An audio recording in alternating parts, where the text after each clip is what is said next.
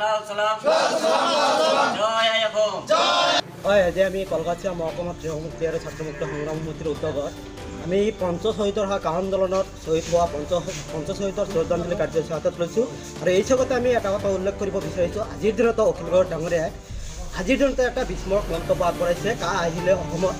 অসমত কা আহিলে অসমীয়া জাতিটো নাথাকে এইটো অলপ আগতে আপডেট দিছে অখিল গগৈ ডাঙৰীয়াই মন্তব্য আগবঢ়াইছে আৰু এইটো খাটাং আমি অহাকালিৰ পৰা ধাৰাবাহিকভাৱে আন্দোলন কৰিবলৈ বাধ্য হ'ম কা আমি কেতিয়াও মানি নলওঁ আৰু অখিল গগৈৰ ক্ষেত্ৰত আমি দেখা পাইছোঁ তাৰিখৰ পিছত তাৰিখ এনেকুৱা এটা কৰিব চক্ৰান্ত কৰিব বিচাৰিছে যাতে অখিল গগৈ ডাঙৰীয়াই অনাগত দিনত এইটো নিৰ্বাচনত যাতে আহিব নোৱাৰে এইটো বিজেপি চৰকাৰে এইটো আৰম্ভ কৰিছে।